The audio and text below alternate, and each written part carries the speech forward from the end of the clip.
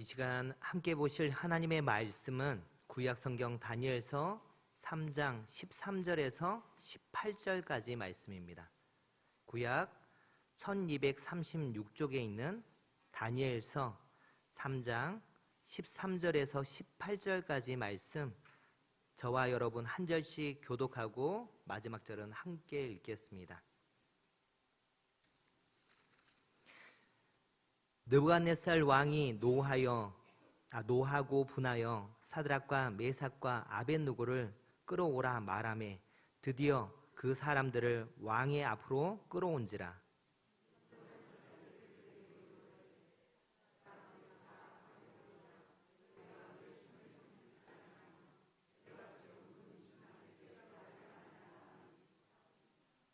이제라도 너희가 준비하였다가 나팔과 피리와 수금과 사명금과 양금과 생황과 및 모든 악기 소리를 들을 때에 내가 만든 신상 앞에 엎드려 절하면 좋거니와 너희가 만일 절하지 아니하면 즉시 너희를 맹렬히 타는 풀무불 가운데에 던져 넣을 것이니 능히 너희를 내 손에서 건져낼 신이 누구이겠느냐 하니,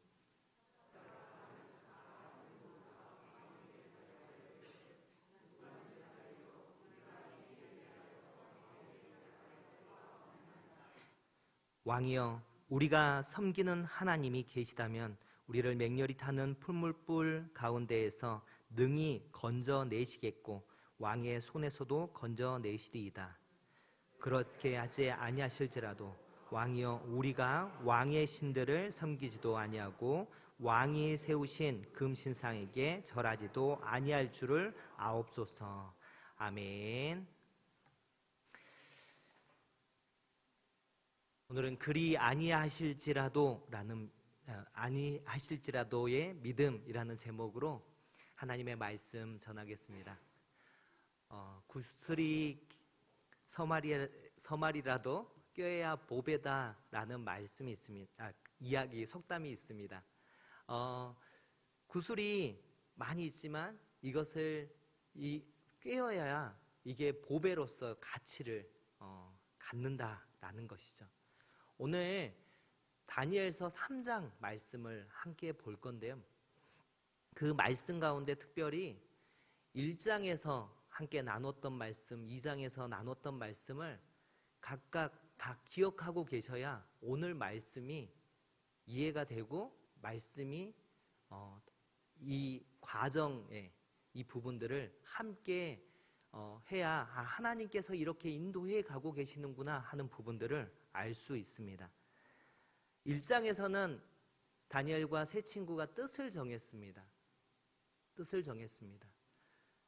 지금까지 그들이 하나님 앞에서 십몇 년 동안에 사는 그 시간 동안에 하나님이 주셨던 것들이 뜻을 정함으로 이게 꿰어지기 시작했습니다. 그 전까지는 왜 이런 걸 시켰는지, 왜 이런 일을 경험하게 했는지 이해되지 않았습니다. 그런데 10대의 나이 때에도 하나님 앞에 뜻을 정한 다니엘과 다니엘의 세 친구가 이 모든 것이 뜻을 정하면서 하나씩 깨달아지기 시작했습니다. 그리고 2장에 가서는 함께 나눴던 말씀이 이들이 이 하나님의 뜻을 정하고 하나님 앞에 뜻을 정하니까 깨어지기 시작하면서 하나님이 우리를 포로로 이 바벨론 땅 가운데 보낸 것이 아니라 하나님이 우리를 이곳에서 하나님의 복음을 전하라고 보내셨구나 라고 하는 것이 알아진 겁니다. 이들의 신분이 포로가 아니라 보냄받은 자, 선교자로서 이들이 이 땅 가운데서 살아가야 함을 깨달아 알게 되는 그 과정들을 겪었습니다. 그러면서 다니엘이 그리고 그 세 친구가 함께 그 꿈을 해석해 주는 그 일들이 있었죠. 오늘 함께 나눌 때에 그리 아니하실지라도 이 과정을 통해서 드디어 이 다니엘의 세 친구들이 우리가 잘 알고 있는 그 뜨거운 풀무불 가운데 던져짐을 당하는 그 상황 가운데서도 그리 아니하실지라도 라는 그 믿음의 고백을 하며 나아가는 것입니다. 하루아침에 갑자기 막 아무 하나님과 상관없이 살던 사람이 그렇게 갑자기 나는 그리 아니하실지라도 라는 믿음으로 나아간 것이 아니라 하나님 앞에 그렇게 하나님이 준비시키고 깨닫게 하시고 이들 가운데 그렇게 인도하심을 경험한 이후에 그들이 이 믿음으로 그리 아니하실지라도 라는 믿음으로 나아갈 수 있었다는 것입니다. 오늘 말씀을 준비하면서 3장 말씀을 보면서 사실 그동안에 좀 보이지 않았던 그 부분들이 보였습니다. 보통 3장 말씀을 함께 나누면 다니엘의 세 친구 사드락, 메삭, 아벳느고가 믿음으로 그렇게 고백함으로 하나님이 도우셔서 한 번도 타지 않고 어느 곳도 타지 않고 그렇게 구원받음으로 바벨론 왕 느부갓네살이 하나님을 찬양하는 그 모습들로 다들 생각합니다. 그런데 한 가지 보였던 그동안 보이지 않았던 그 인물이 더 많이 보이는 것이 무엇이었냐면 느부갓네살 왕이었습니다. 하나님이 이 다니엘과 다니엘의 세 친구들을 통하여서 이 바벨론 땅 가운데 하나님이 어떤 분이신가를 나타내 보이고 계시는 것을 보여지면서 이 가운데 느부갓네살 왕도 변화되고 있구나. 이 과정 가운데 있구나. 그런데 보니까 그의 믿음이 마치 초기에 우리의 믿음이었던 것 같아요. 이제는 우리 성도님들도 믿음이 어느 정도 성장해서 지금은 그렇지 않으실 거지만 이전에는 그 모습은 아마 지금 느부갓네살이 보여주고 있는 그 믿음의 모습이지 않을까 생각이 듭니다. 우리나라 국민성에 대해서 빼놓지 않고 나오는 얘기 중에 하나가 뭐냐면 냄비근성입니다. 냄비근성이 뭔지 아시죠? 빠르게 뜨거워졌다가 쉽게 식어버리는 이 냄비. 네. 특별히 냄비 중에서도 양은 냄비. 네, 그 양은 냄비. 이것을 좋게 말하면 역동성이 있다라고 얘기를 할 수 있지만 어떤 면에서는 너무 쉽게 흥분했다가 언제 그랬냐는 듯 쉽게 다 잃어버리는 그 모습을 표현하는 게 이 냄비에 빗대어 표현한 겁니다. 이 느부갓네살의 믿음을 뭘로 표현할까 하다가 생각난 게 이거였습니다. 느부갓네살의 믿음은 냄비 신앙이었습니다. 오늘 다니엘서 3장에서 분명히 냄비 근성과 같은 이 느부갓네살 왕의 여호와 하나님에 대한 믿음과 그리 아니하실지라도의 다니엘의 세 친구의 믿음이 서로 충돌되고 있습니다. 이렇게 얘기하면 어떤 분들은 그렇게 얘기하실지 모르겠습니다. 아니, 이방왕 느부갓네살이 여호와 하나님에 대한 믿음이 어디 있느냐? 그는 믿음이 없다라고 얘기하실지 모르겠지만 바로 앞장인 2장에서 그가 믿음을 보였습니다. 쉽게 얘기해서 그가 하나님을 만났습니다. 다니엘의 하나님이 다니엘을 통해서 자신이 말하지 않은 자기조차도 그 꿈에 대해서 말하지 않았던 것을 그 다니엘의 하나님이 꿈을 알고 계셨고 또한 뿐만 아니라 그 꿈이 어떤 뜻인지를 해석해내게 하시면서 느부갓네살 왕이 그 신하인 다니엘에게 절을 하게 됩니다. 다니엘서 2장 46절에서 47절 말씀인데요. 제가 읽겠습니다. 이에 느부갓네살 왕이 엎드려 다니엘에게 절하고 명하여 예물과 향품을 그에게 주게 하니라. 왕이 대답하여 다니엘에게 이르되 너희 하나님은 참으로 모든 신들의 신이시요 모든 왕의 주제시로다. 네가 능히 이 은밀한 것을 나타내었으니 네 하나님은 또 은밀한 것을 나타내시는 이시로다. 여기서 왕이 신하인 다니엘에게 절한 것은 다니엘에게 무릎 꿇은 것이 아니라 다니엘이 믿는 그 하나님 앞에 무릎을 꿇은 것입니다. 느부갓네살 왕은요, 다니엘을 통해 보여주신 그 신비한 그 하나님, 여호와 하나님을 체험했습니다. 모든 그리고 모든 신들과 왕의 으뜸됨을 그가 고백합니다. 느부갓네살은 하나님을 만났고 그 하나님을 믿는 믿음이 분명히 있었습니다. 그런데 하나님을 믿는 믿음이 있음에도 불구하고 그의 모습 안에서는 어떤 모습들이 보여지냐면 자신이 갖게 된 그 여호와 하나님에 대한 믿음과 그가 그동안 기존에 살아가면서 가지고 있던 세상의 그 가치관이 서로 혼합되어서 이상한 혼합 종교의 형태로 나타나게 됩니다.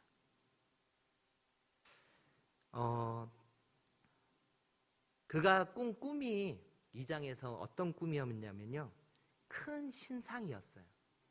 큰 신상이었습니다.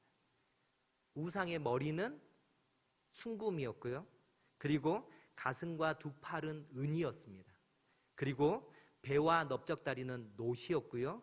그리고 그 종아리는 쇠였고 발 얼마 정도는 쇠와 진흙이 섞여 있는 그 신상이었습니다. 그런데 돌 하나가 날아와서 난데없이 이 신상을 무너뜨려 버립니다. 그 꿈의 해석이 어떻게 되냐면, 어떻게 다니엘이 하나님이 그 뜻을 해석하게 하냐면, 바벨론을 포함해 이 세상 나라들의 모든 나라들은 영원하지 않는 나라이다.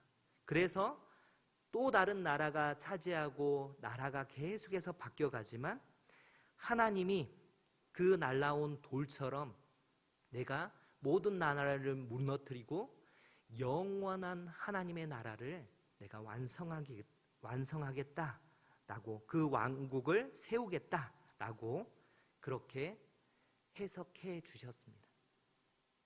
그런데 이 해석 가운데 느부갓네살은 그가 가지고 있던 세계관에서, 자기의 그 가치관에서 벗어나지 못하고 이것을 어떻게 해석해내냐면 자기 중심적으로 해석을 합니다.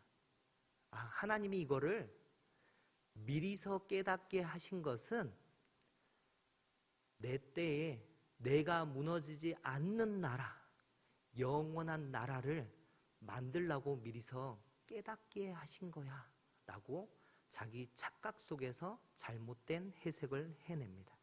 그래서 3장에 딱 들어와서 무슨 일이 일어나냐면 느부갓네살이 금신상을 만듭니다.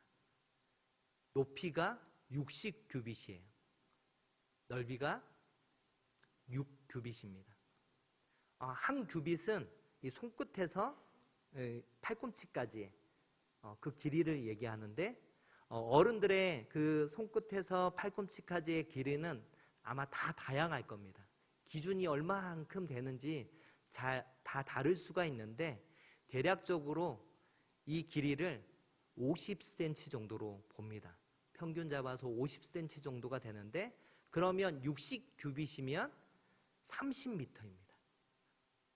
여기가 한 2m 될까요? 2m 조금 넘을 수도 있는데 30m.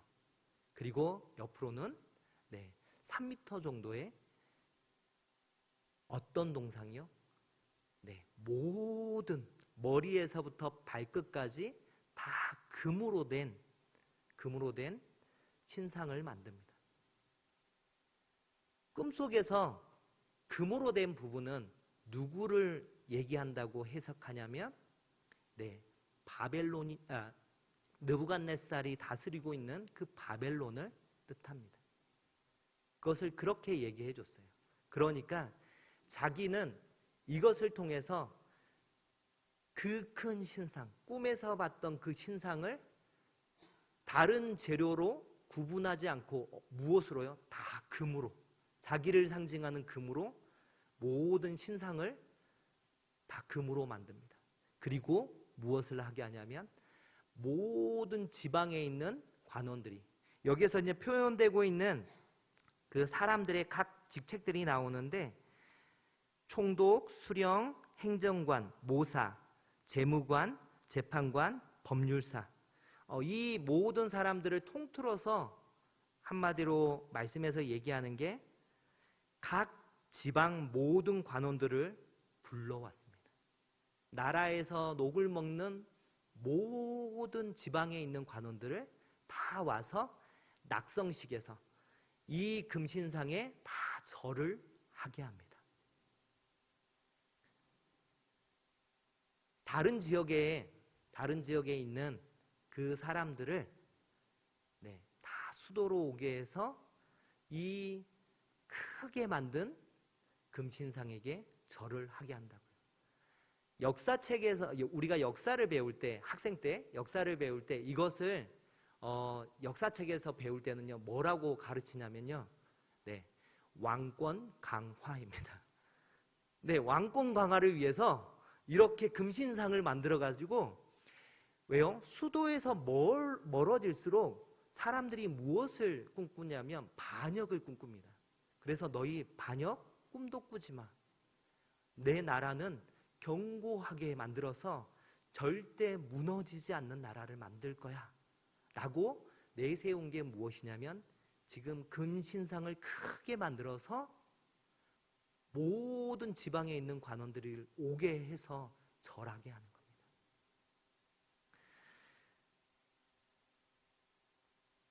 하나님을 믿는다라고 하고 교회에 나오는 사람들 중에 어떤 사람들은 점집에 가기도 합니다. 왜 이 사람들이 그 점집에 갈까요? 인생에 답답해서 그렇습니다. 그래서 미래를 알고 싶어서, 그래서 점집에 갑니다. 미래를 알려달라고. 그런데 그 미래를 알고 나면 사람들이 어떻게 하냐면 그 미래를 자기에게 유익하게, 자기에게 유리하게 뭔가를 바꿔가고 준비하고 뭔가 대비를 하죠. 그러면 그 사람들은 교회에 나오지만 믿음이 있는 겁니까? 없는 겁니까? 믿음은 하나님에 대한 그 믿음이 이거는 있는 건지 없는 건지를 알 수가 없는 거예요. 마치 느부갓네살의 이 냄비 신앙이 지금 보여지는 모습이 그런 거예요. 뭔가 하나님이 보여준 건 있고 자기가 그 다니엘을 통해서 하나님을 만났어요. 그런데 삶에서 풀어내는 그것은 세상과 별반 다를 것 없는 자기에게 유익이 되고 내 자기 중심적인 그것으로 이것을 풀어내고 있는 겁니다. 말씀이 기반되지 않은 체험신앙은 그래서 위험합니다. 하나님을 경험해 가는 것 정말 필요합니다. 그런데 말씀이 기반되지 않은 체험신앙은 마치 느부갓네살 왕처럼 잘못 표현되고 오히려 하나님 믿는 사람이 아니라 하나님 믿는 사람이 왜 저래? 라고 사람들에게 지탄받는 그 모습들이 됩니다. 다시 한번 얘기하지만 느부갓네살 왕은 하나님을 만났습니다. 그런데 그의 표현되는 그 모습은 믿는 사람의 모습이 아니에요. 자, 그런데 그와 반대로 표현되는 믿음의 모습이 있습니다. 그게 그리 아니하실지라도 그 모습을 가지고 나오는 다니엘의 세 친구의 그 믿음입니다. 출애굽 당시에 이스라엘 백성들에게 하나님께서요 토라를 주세요. 토라 뭐예요? 율법을 주세요. 시내산에서 그래서 1년의 시간을 갖게 하십니다. 이집트 땅에서 형성된 찌든 때 그 모든 세계관을 다 없애기 위해서 하나님이 40년 광야 생활을 허락하세요. 그리고 드디어 가나안 땅에 들어갈 때 모세를 통해서 다시 한번 반복하고 반복해서 하나님의 말씀을 선포하는데 그것이 말씀에서 무엇이냐면 신명기입니다. 신명기 말씀의 핵심이 신명기 6장에 나오는 쉐마 이스라엘입니다. 이스라엘아 들으라 라고 하면서 말씀하는 그 말씀인데 특별히 신명기 6장 6절에서 9절까지 말씀을 제가 한번 읽겠습니다. 오늘 내가 네게 명하는 이 말씀을 너는 마음에 새기고 내 자녀에게 부지런히 가르치며 집에 앉았을 때에든지 길을 갈 때에든지 누워 있을 때에든지 일어날 때에든지 이 말씀을 강론할 것이며 너는 또 그것을 내 손목에 메어 기호를 삼으며 내 미간에 붙여 표로 삼고 또 내 집 문설주와 바깥문에 기록할지니라. 어떻게 하라고요? 마음에 새기라고. 무엇을요? 말씀을요. 그리고 자녀들에게 어떻게 하라고요? 부지런히 가르치라고 말씀합니다. 어떻게 가르치라고요? 집에 앉았을 때에든지 누워 있을 때에든지 일어날 때에든지 어떤 자세든지 말씀을 볼 수 있게. 그래서 나오는 게 손목에 메고 미간에 붙이고 문설주에 바르고 바깥문에 붙이고 말씀을 그렇게 붙여서 그걸 하게 하는 거죠. 왜 이렇게 한다고요? 세상이 가지고 있는 이 가치관을 무엇으로? 말씀으로 이것을 바꿔가는 그 하나님 말씀 중심의 세계관을 심으라고 신명기에서 이 말씀. 왜? 그래야 가나안 땅에 들어가도 먹히지가 않는 거예요. 세상에 먹히지 않고 당당하게 하나님의 백성으로 그렇게 나아갈 수 있는 거죠. 이렇게 신명기 말씀처럼 학자들이 얘기할 때 이 다니엘과 다니엘의 세 친구도 포로로 잡혀오기 전에 이런 교육을 받았을 거라고 얘기를 합니다. 요즘에도 계속해서 이어지는 게 유대인들의 그 부모들이 자녀가 만 4살 때부터 하루에 3시간씩 토라를 암송시킵니다.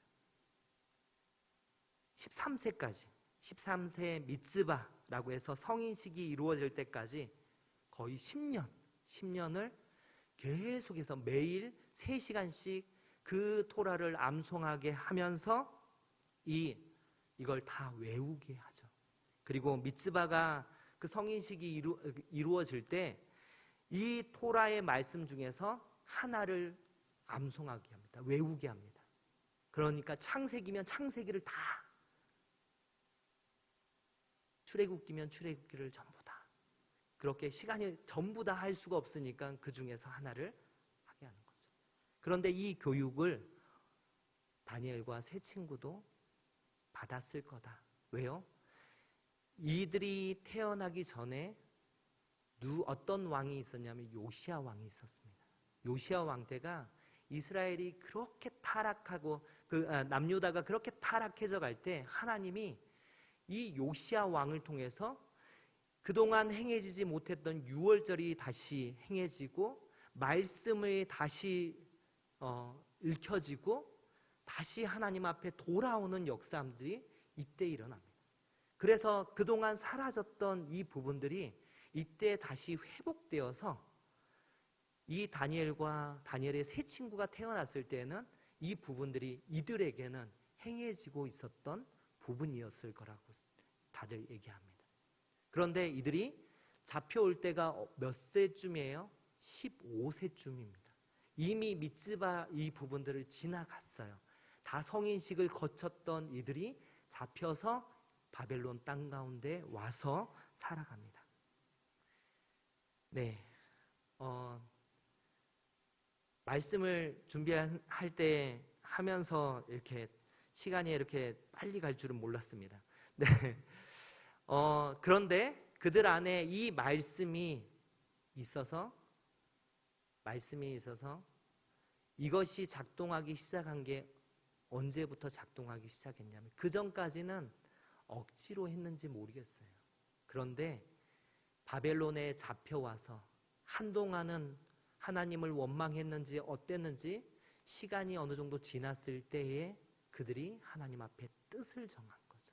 그때부터 이 말씀을 암송했던 게 의미가 있어지고 그들의 삶에서 이제 하나씩 믿음으로 고백해 가는 것입니다. 그래서 그리 아니하실지라도 지금 그들이 고백하는 믿음의 그 그리 아니하실지라도의 그 믿음은요, 어떤 믿음이냐면 창조주 하나님, 내가 믿는 하나님은 창조주 하나님이다. 그래서 여기서 얘기를 하죠. 그 느부갓네살 왕이 너희를 내 손에서 건져낼 신이 누가 있느냐라고 하면서 할 때에 그 사드락, 메삭, 아벳느고가 왕에게 대답하면서 이렇게 얘기합니다. 느부갓네살이여, 우리가 이 일에 대하여 왕에게 대답할 필요가 없나이다.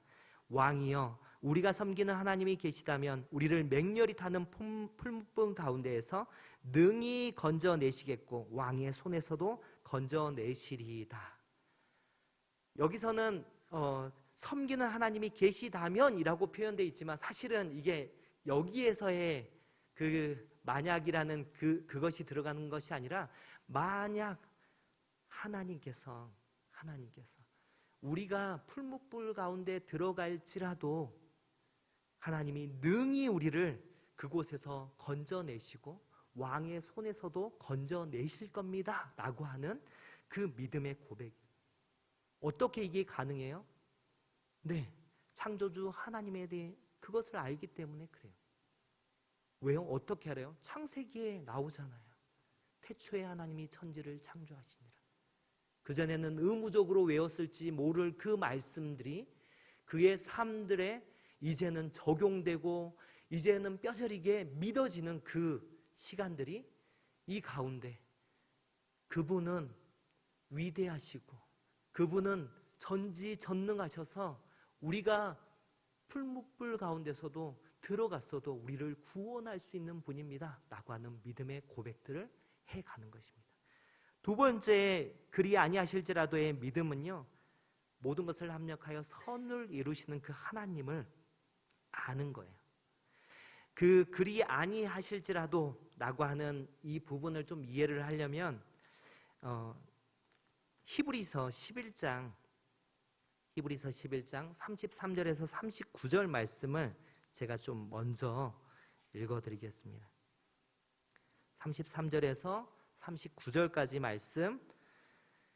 그들은 믿음으로 나라들을 이기기도 하며 의를 행하기도 하며 약속을 받기도 하며 사자들의 입을 막기도 하며 불의 세력을 멸하기도 하며 칼날을 피하기도 하며 연약한 가운데서 강하게 되기도 하며 전쟁에 용감하게 되어 이방 사람들의 진을 물리치기도 하며 여자들은 자기의 죽은 자들의 부활로 받아들이기도 하며 또 어떤 이들은 더 좋은 부활을 얻고자 하여 심한 고문을 받되 구차히 풀려나기를 원하지 아니하였으며 또 어떤 이들은 조롱과 채찍질 뿐 아니라 결박과 옥에 갇히는 시련도 받았으며 돌로 치는 것과 톱으로 켜는 것과 시험과 칼로 죽임을 당하고 양과 염소의 가죽을 입고 유리하며 궁핍과 환난과 학대를 받았으니 이런 사람은 세상이 감당하지 못하느니라. 그들이 광야와 산과 동굴과 토굴에 유리하였느니라. 아멘. 이 말씀 속에서 얘기하는 것은 무엇이냐면 오늘 얘기하는 그 불 가운데, 맹렬한 불 가운데 들어가는 것도 그곳에서도 구원받는 부분들이 나옵니다. 이것도 믿음의 선진들이 이렇게 이루어냈던 일들을 얘기합니다. 또한 무엇이 나오냐면 나중에 나올 다니엘이 사자굴에서 구원받는 이야기도 여기에서 나와요. 그런데 이것과 동일하게 우리가 생각하는 좋은 결말, 그래서 구원받았다 이 이야기뿐만 아니라 이곳에서 함께 나오는 이야기가 무엇이냐면 조롱받고 채찍질 받을 뿐만 아니라 돌로 치고 톱으로 켜서 시험받고 칼로 죽임을 당한 것, 이런 것까지도 동일하게 믿음의 선진들이 그리 아니하실지라도, 이것은 뭐예요? 모든 것을 합력해서 선을 이루시는 하나님을 알기 때문에 그래요. 왜요? 내 삶에 하나님이 개입하시면 무의미한 일이 없다는 거예요. 나를 죽게 하실 그 상황이라면 하나님이, 내가 아는 하나님이, 내가 믿는 하나님은 그 가운데 의미가 있기 때문에 그렇게 하셨을 거라는 그 믿음이 담겨 있는 그 말이 그리 아니하실지라도 라는 그 믿음이라고요. 왜요?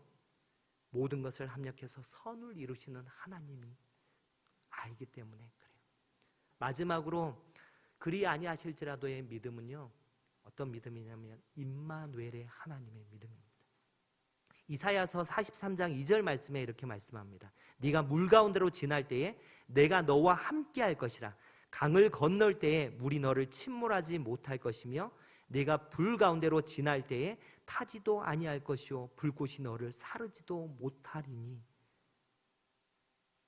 오늘 풀무불 가운데 이 상황이 이사야 말씀에서 나오는데요, 물이 너를 침몰하지 못하고 불이 너를 사르지 못할 거다. 그런데 여기에서 중요한 말씀이 무엇입니까? 내가 너와 함께 할 것이라 라는 말씀이에요. 내가 너와 함께 할 것이다. 이게 뭐예요? 임마누엘 하나님. 이들에게 지금 풀무불 가운데 들어간 이들이 이 일이 있기 전에 이미 하나님이 나와 함께 하시면 이것은 나에게 문제가 되지 않습니다 라고 고백하고 들어갔는데, 실제로 그 신의 아들과 같은 그 형상이 함께하면서 3명이 들어갔는데 4명이 보이는 그것을 경험하지 않습니까? 말씀을 마치려고 합니다. 우리의 삶의 자리 가운데서 분명하게 하나님께서 우리에게 허락하신 일들이 이해가 되지 않을 때가 참 많습니다. 그런데 우리에게 믿음의 과정들이 진행되고, 그리고 그 가운데서 뜻을 정하고 또 내가 보냄받은 자로 살아가는 그 삶을 인식하고, 이제 그렇게 살아가는 삶의 자리 가운데서 내가 어떠한 상황에 있더라도 어떤 고백을 하게 되는 믿음까지 가게 되는 거예요. 그리 아니하실지라도, 그리 아니하실지라도. 우리 사천교회 성도님들이 느부갓네살의 그 냄비 신앙에서 더 성장하여 이 다니엘의 세 친구가 고백하는 그리 아니하실지라도의 그 믿음으로 고백하며 세상 가운데 승리하는 믿음의 삶들을 살아가시기를 주님의 이름으로 축원합니다.